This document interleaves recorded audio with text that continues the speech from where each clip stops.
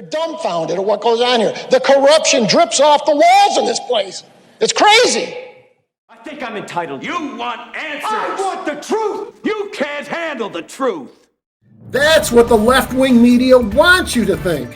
You can't handle the truth. But I'll always give you the unvarnished truth of the corruption, media bias, and downright lies you are being told by Albany today. I'm New York State Assemblyman David DiPietro. Some say I'm the conscience of Albany because I believe you, the citizens of New York, need to know the truth. Welcome to the Truth in Politics podcast and to this week's show.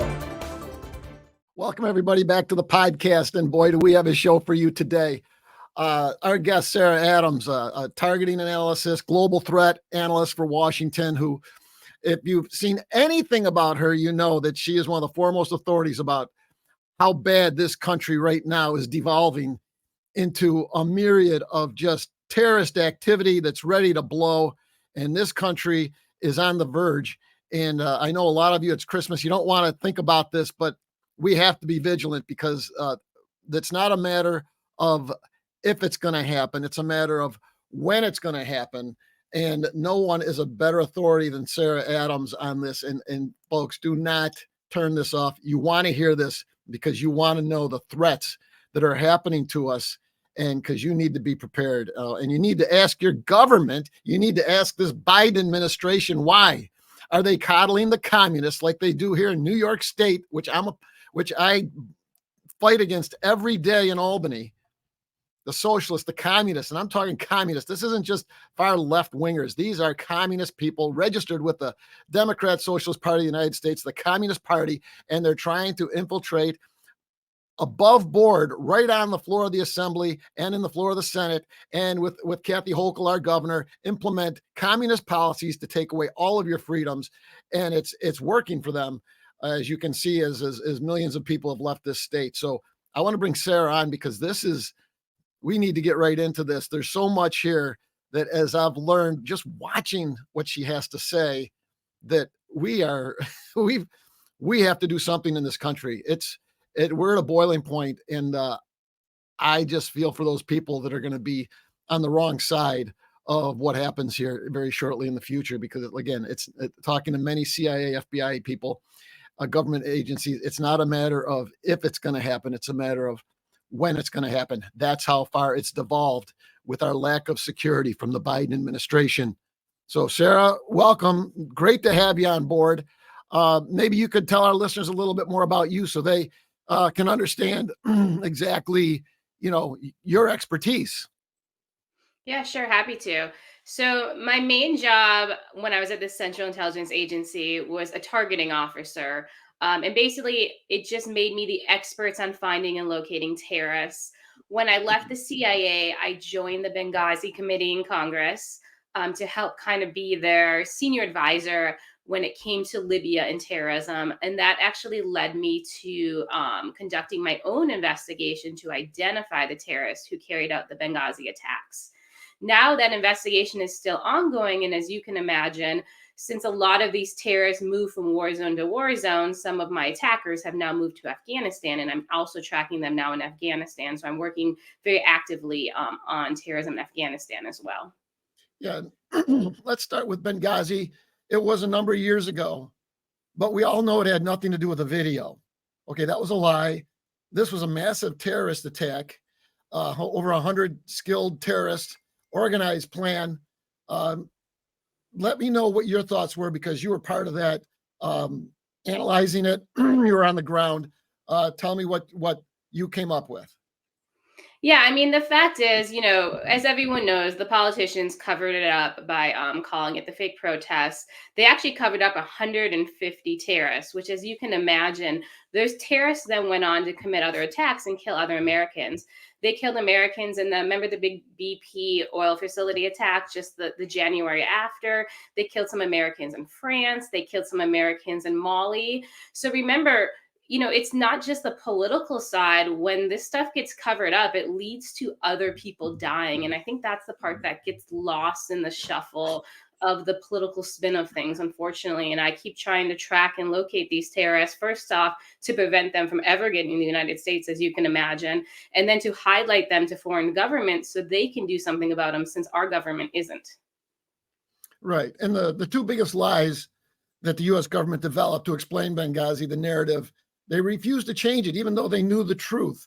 Let me ask, how quickly did you know the truth when that was going out, when that was happening live time? Yeah, I mean, I pretty much knew right away it wasn't a protest because no one in Benghazi saw a protest. But if you want evidence, it was about 7 days later we got the consulate surveillance footage. And then we actually could watch in real time, obviously, that it was not only not a protest, the first item of action was an RPG being shot to take out that camera, right? That's not what you do in a protest, unless maybe New York City things are getting a little wild. But so we knew within a week, and we told CIA within a week, and they did not change their assessment. Unfortunately, neither did the rest of the government. Why didn't they change it? Just okay. The American people deserve to know the truth, and we all knew. I mean, most people knew that there was a huge cover-up going on. But why did they, when you know it was concrete and we've known it forever, why did they continue to lie about it? What was the cover-up for? Yeah, well, the main cover up was for the fact that elections were coming up. So the fake protest narrative was made by Jake Sullivan, who now is our national security director. So that should concern a lot of people. So this was a political choice, a political spin, and then basically everybody fell in line, unfortunately, and that's has become a really big thing. But even before Benghazi, we saw a lot of that, with other terrorist issues. And then, as you know, there was a lot of the cover up of ISIS, right? And how powerful ISIS was until that got out of control. And now the same cover ups happening with Al Qaeda in Afghanistan. So the politicians have long used terrorism to play both sides of the coin, unfortunately. Yeah, and we've seen that. Let's talk about, just give me your quick take on the terrorist Abdul Baradar, his capture, the aftermath of that. I mean, why did the U.S. government cater to this killer? This guy, can you explain what happened with that? Because this guy is a mass murderer who shouldn't be on the face of the planet right now. What happened? Yeah, I'll give you a little background. Obviously the US went into Afghanistan to get bin Laden, right? Within a few months, bin Laden crossed over the border into Pakistan and obviously stayed there the entire time until he was taken out. So it ended up being kind of a war in Afghanistan that they now needed to shift, right? Because it was a war against Al Qaeda. Now it became a war against the Taliban. Well, during all that shifting, the policymakers decided, hey, the only future of Afghanistan is to have the Taliban in some sort of shared government, right? So it really became a strong policy choice. I'd say 2009, under the Obama administration, there was a general named Richard Holbrooke. He's now deceased. And he basically became the US government's focus for this thing called reconciliation. So at the time, they made an assessment that only one member of the Taliban could broker this reconciliation, and that's a general named Mullah Barader. We had captured him, and then they basically used him for this reconciliation, which, as everybody knows, then ended up essentially being the handover of Afghanistan to the Taliban. So, yeah, all those rumors that Afghans didn't fight, none of that is the problem. The problem was outside forces like the US government were putting pressures on. Like the first place to fall was Herat. The people in Herat, like the government, they were given pressure to basically surrender to the Taliban, right? Like, let's have this peaceful transfer. And so we had a very heavy hand in the fall of Afghanistan, and that has been covered up, and it is a policy failure. Right. But tell me the mindset after the Taliban. These guys, it's a terrorist group. They're killers. They burn babies. They behead people. Where was the thinking that these are the people we want in charge of Afghanistan, in charge of the government, because everyone who has any ounce of brain knows that these people are going to come back after us. They hate us, and they're going to come after the United States. They're going to come after us, and we put them back into power so that they can ravage that country. It just, this is the mind of a Democrat. No offense to a lot of people, but the fact is, when you get up high in government, this Biden administration, the Obama administration, their hands are red with blood, with the murder of what's going on. These people are not good people. They're destroying our country, and they're doing it on purpose. And people need to understand that. I just don't understand it. You were right there. I want to know if there's something I heard about. Maybe you can explain it further. With the Taliban now, we allow their people, the Taliban, actually get a passport to come into this country. We don't know who they are. There's no biometric on them. We can't track these guys, right? Yeah, well, the thing is so there is basically in Afghanistan, there's a Ministry of Interior. That's kind of like our State Department who issues passports. The person who runs the Ministry of Interior is a terrorist named Sirajuddin Haqqani, who is basically wanted in the United States for 10 million. And if you actually saw the press that came out of Pakistan yesterday, it got leaked that the Pakistanis had issued him a visa, which sounds like at the request of, a passport. So he had a Pakistani passport, and it sounded like it might have been at the request of the US government, and he might have been in Doha also meeting US government officials. But that's not just currently, that was also during the last administration. That's a very dangerous precedent we set. So now he's in charge, and he's in control of all the biometrics in Afghanistan. And yes, they are issuing what is legitimate passports to terrorists and then putting fake names on them, tweaking the biometrics. So then when we go to scan them, right, they won't scan as a known entity to us. So now the person's a clean individual in the system. Oh man, that is a recipe for disaster in this country. You know what? Before we get to the next, why don't we play a tape, Chris, because there's so much to unravel here. The corruption at the top, it's called treason in my mind, is what it is. But we've got can you roll a tape, Chris? Because I want our viewers to see some more of what Sarah's been dealing with. Why do you think they're not going after these guys? Because they want you to believe Al-Qaeda does not exist in Afghanistan. So how can you kill a Libyan Al-Qaeda member in Afghanistan? Why do they want us to believe that? Because they want us to forget about Afghanistan and move on.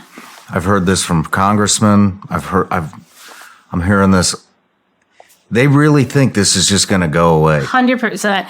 The only reason Afghanistan hasn't gotten away is all these pesky volunteers like me, like Scott, whomever, still trying to save their Afghans. And we've gotten in their way, and they're sick of it. And they're just waiting to plow through us until it's a long, it's not in the press anymore, and it's ignored, and they can move on. They never want it to go on for 2 more years. So that's amazing, because they want to forget about it. That's like saying I walk to school every day and the bully comes out, punches me, and takes my lunch money, but I just want to go on the other side of the street and forget about it. The bully is still there, and they're going to come in, and they're in this country, and at some point they're going to punch this country in the face, and then they're going to, and then maybe then we're going to have to sit there and face it. And you've got a brain dead president and a bunch of communists up in Washington, in my view, that are just going to, then they're going to react to it, but it's not going to be, again, this could be prevented, but yet they're letting it happen. Explain, am I right on that? Or is that something that, if I'm off base, let me know, but it just seems like they're trying to shove this under the rug, but you don't shove people that are trying to do another 9/11 attack, and you don't shove it under the rug. You've got to go after it and be proactive. What, Sarah, you're right there. Tell us what you think. Yeah, the issue we were discussing in that clip is the foreign fighters that are moving into Afghanistan, and I was talking about the terrorists from Benghazi. So our attack in 2012, some of them now in the last 2 years, have moved into Afghanistan because they're supporting Al-Qaeda's efforts there to plan attacks against us, right? Like these guys didn't retire after Benghazi. Actually, a lot of our attackers fought during the Soviet era. They fought in Iraq and killed lots of US soldiers. Even the commander at our Benghazi attacks, he moved up in the ranks. So he was Al-Qaeda in Iraq, and then he went to Al-Qaeda's North Africa branch. And then the night of the attacks, he was in charge of all of Libya for that branch. And then when he died, he was in charge of like the core Al-Qaeda for all of East Libya. These men have moved up in the ranks and now they're senior. There's another Libyan basically doing the same thing we talked about with Siraj ad-Din Haqqani. He's making those fake passports, but for Al-Qaeda members. So yeah, these foreigners are going in and they're enabling the terrorists in Afghanistan to basically then export themselves out to the West to commit attacks. So, and Chris, there's a tape on the 40 million. Is it true that we provide the Taliban about $40 million every 2 weeks? Chris, roll the tape first before Sarah hits that. Do you have that one? I mean, how many of these top level guys are out there that we're just ignoring? Do you have an estimation on that? Well, there's two different things. There's guys we're ignoring and guys we thought that were dead that aren't. So both those are in Afghanistan. Mm-hmm. I'd say if you're asking me people who had like over $1 million bounties on their head, maybe. This is a good way to do it. Okay. So they had $1 million, $5 million, or $10 million bounty, and they're in Afghanistan right now. I'd say there's 15 of them. Wow. And so explain how that ties in, because you say that Osama bin Laden's son is still alive and the U.S. government is not telling us, and we're funding the Taliban about $40 million a week or every 2 weeks. I'm blown away. Please explain that so everyone understands. So as we actually are also seeing with what happened with Hamas, right? This humanitarian money goes to a terrorist group and they don't use it effectively and they don't obviously get it to the citizens who need it. And so are you serious? They don't use that humanitarian money to humanitarian needs? I'm blown away that these people would actually do that. They wouldn't help their people. That's So the crazy part in Afghanistan, right? So yes, it's 40 million every other week. 20% of it goes to Siraj ad-Din Haqqani, who we've already discussed. Another thing the money gets spent on is it goes to kind of like a welfare system of like monthly salaries for the Al-Qaeda trainees in camp. So they get a monthly paycheck for basically going to terrorist training camp. So it's like free education. From the U.S. government? Well, part of our funds, yes. Is sending money, and we're paying the terrorists to be trained to come over here and kill us? Yeah, what is going on, Sarah? It's even worse, actually. Recently, Al-Qaeda got the contract to train all of the Afghan military's new recruits, which is going to be tens of thousands of gentlemen. So they're basically going to go through Al-Qaeda training camps, and then we're not going to call them terrorists, which is mind-blowing.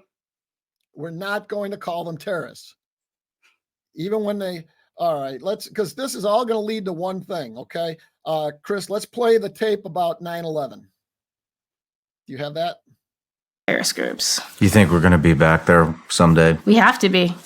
They're coming down. They're coming. The thing is, remember, they're on offense now, and they are coming for us. And a lot of them, remember, a lot of these guys we locked up for 20 years, and we didn't lock them up in a nice prison in the United States. They were in Charky prison. It's like this really shitty prison outside Kabul. Like, there are terrorists very, very upset, and they want revenge. So let's tie this together a little bit. We're funding $40 million, not just a year, every week or two. That buys a lot of bombs. And Osama bin Laden's son, at least one of them, is still alive. The government will not tell us. He's on a revenge trip against us. And our government, under this unbelievably horrible administration, infiltrated with communism and people that want to take this country right down to its knees, is not telling anybody even though we know from CIA, FBI, from all sorts of agents and people around this world that these people are in our country by the thousands, and it's a matter of not if, but when this happens. So another 9/11. Why don't you explain a little bit about that? Why that this is a powder keg. That's just it's just a matter of time. I mean, there's so many things going on with like people who've gotten into the country in the last 2 years, right? There is obviously the threat of Al Qaeda planning. I mean, we call it another 9/11, but essentially it's going to be the revenge killing of, Osama bin Laden, whatever that ends up being coined. We also have another issue where Taliban has pressured people who got into the United States and said, hey, if you don't work for us and you don't support us from the United States, we are going to kill your family members who are still here in Afghanistan. So now there's like that issue that basically had never existed before. And then the last issue is this gets ignored, but the Taliban also issued these passports to ISIS. And ISIS, just like the other terrorist groups, have got into pipelines. The main pipeline has been traveling to Iran, getting a visa, or to Turkey, getting a visa to Brazil, and then coming up through the Darien Pass and illegally crossing the United States. So we don't even know how many Al Qaeda or Taliban members or other terrorist groups did that. What a lot of people ignore is they think they have a little confusion that terrorist groups don't work together. So like Hamas comes up and they're treating it as a one-time thing. Well, over the last 2 years, Hamas has trained in 2 different provinces in Afghanistan, and they've also trained other Palestinian jihadist groups. So this isn't all in a vacuum. These terrorists are aligned. They share facilitation networks. We know they share weapons facilitation networks. They share travel networks, and they are working together against us. And the sad part is, I think you've mentioned before, is we have no clue where many of these thousands are. They could be in your own neighborhood, just living a normal life, and you don't know it, but at some point in time, they're going to come out, step forward with an organized attack on this country, which, from what I understand, is going to make 9/11 look like a walk in the park. Okay, you're talking maybe a dirty bomb, maybe a bunch of dirty bombs at one time, just boom, boom, boom. Okay, 4 or 5 cities in chaos, shutting down the grid. There's just a million scenarios we don't know because our government refuses to even go after these people. That is called treason. That's a traitor. That's someone who and they're openly, Sarah, tell me if I'm wrong, they're openly enabling these people to do it. Oh, yeah. And there's definitely credible threats that I've at least collected by looking at my individuals in Afghanistan in the United States against infrastructure being planned, and the persons are already in the United States and they came from Afghanistan. So, yeah, this isn't 5 years down the road. I think the administration wants it to be a future problem so they can blame someone in the future. But all this is going on now. The terrorists are patient, yes, but I think they also are ready to do something. I mean, the first attack might not be the United States. I do actually think the first big attack is going to be regionally, probably against some sort of U.S. embassy. But yeah, all the planning's in place and it's moving forward, and people are very, very motivated, especially as you can imagine after the fall of Kabul and then after the successful Hamas attacks. It's got everybody in the terrorist groups reinvigorated. Yeah, and Sarah, you talked about the visas.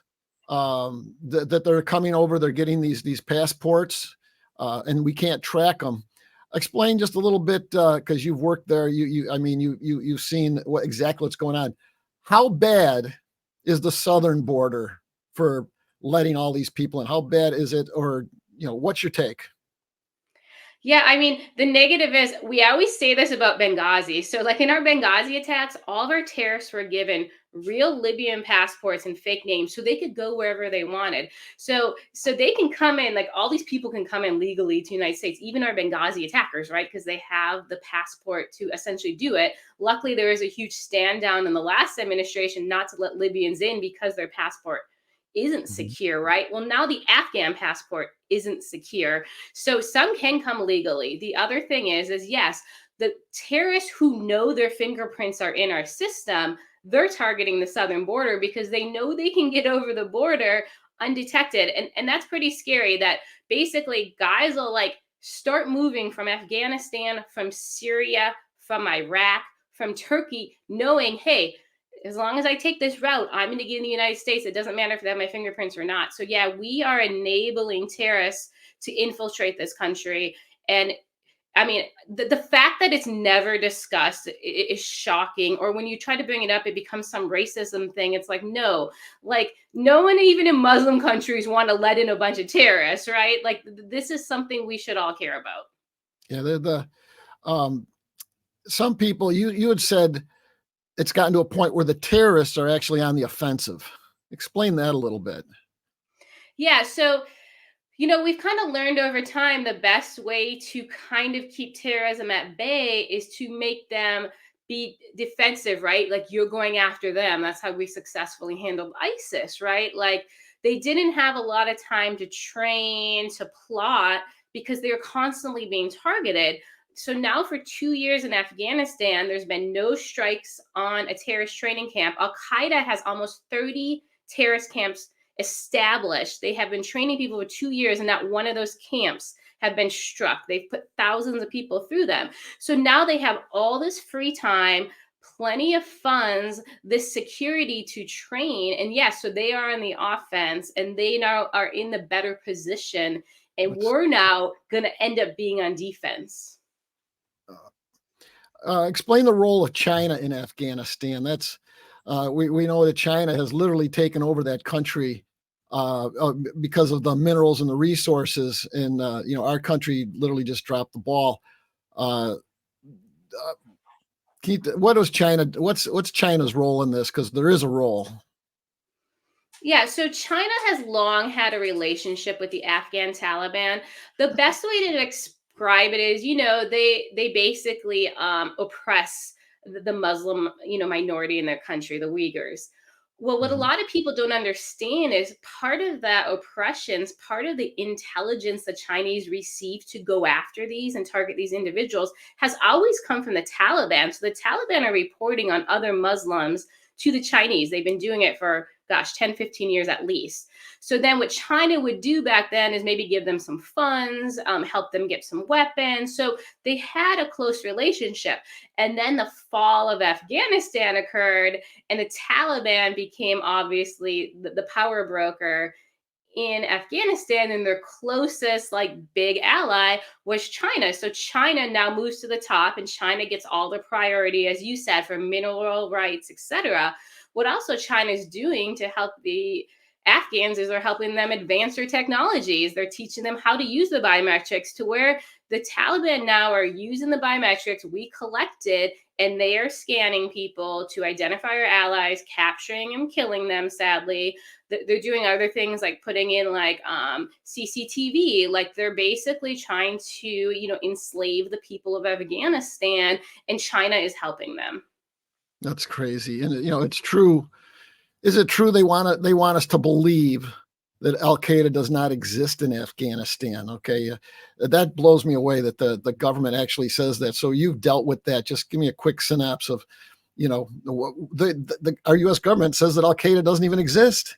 What's that about? Yeah. I mean, we have the same problem in Benghazi, as you know. After the fall of Gaddafi, Al Qaeda actually decided to establish a base in Benghazi. That's how strong they were in Benghazi when our attack occurred. They had a base there. Now, obviously, the new base of Al Qaeda is in Afghanistan. The really interesting thing that gets ignored, the base of Al Qaeda is in Afghanistan, but the international terrorism funding right now is actually probably the highest out of Libya, and that's actually completely ignored too. So the financing is a whole nother piece. But so Al Qaeda right now has over 16,000 members in Afghanistan, and every day more people are pouring in. Every day more people are volunteering to join their terrorist camps. So yeah, they are larger than they were on 9/11, and in 2 years they got that big. 2 more years, they're going to probably triple. Are we going back to Afghanistan? I think when they commit the next attack, obviously we should go after the terrorists. After Libya, though, we didn't go after the terrorists. So I really get very, very confused of what our counterterrorism strategy is. But we're going to be forced. Our hands going to be forced. Also, you got to remember, a lot of our allies got left behind in Afghanistan. We left a lot of Americans behind. Luckily, the Americans haven't been able to get themselves out over the last 2 years that were abandoned. But we have interests still in Afghanistan, and people like me, there's people we care about in Afghanistan from all these years you've been deploying us to work on the issue. Right. So yeah, there's a connection to Afghanistan that's not going to go away, and there's going to be a force to get the U.S. government to care more. Okay. And Sarah, before we let you go, anything you want to add on where this country's at today? What's the warning, or what's the advice you would give, people listening to this who are just blown away, saying, why are we letting this happen? Is there any good news? Is there any secret underground group in the country that's fighting this, that's going after these people, trying to find them? Or is this just this administration just totally in the back pocket of Al Qaeda, just letting them do whatever they want and just blind eye to the whole situation? Yeah, I mean, I think for a long time, Al Qaeda and affiliated type of groups have really been doing a good job of playing the United States. I mean, everyone has actually seen how well Qatar has played the United States, right? They fund all of our education institutions, and we see, oh, wow, look at what happens to a generation when you allow that to happen. So yeah, the U.S. under multiple administrations now have really been behind the curve on terrorism. We also have national security priorities that they want to say this is the biggest threat, right? Like white nationalism is the biggest threat to the United States. Like, let's hone in on that and only focus on that. And that's not really actually accurate, but it works for their politics. And you know how politicians can be. They want to get their votes, and they will do the thing to get their votes. And that's not always the thing to keep Americans safe. And until Americans start voting those people out, we're enabling them to keep doing this to us. Well, God bless you for standing and fighting the fight, Sarah. And I know I'm like the number one conservative in New York State, and the attacks in my own little world, I can't imagine what you go through exposing this. I'm sure that there are so many forces trying to shut you up like they do with me. And I appreciate you coming on the show. Folks, don't forget Sarah's book, Know Thy Enemy. It's a great book. You can get it online. I think it's on Amazon. I think it's a number of places. Know Thy Enemy, Sarah Adams. Sarah, I want to thank you for coming on. What a wealth of knowledge. Would love to have you come back again. I know this is going to blow up, and people are literally going to want to hear more about you, because you're just a phenomenal person, and what a wealth of knowledge. So thanks for coming on today. Yeah, thanks for having me. Let's not use blow up though anytime soon, please. Let's not say that. That's a trigger word. Yeah, let's okay. Thanks, Sarah. And that's our show for the week, folks. I want to thank you for watching our show.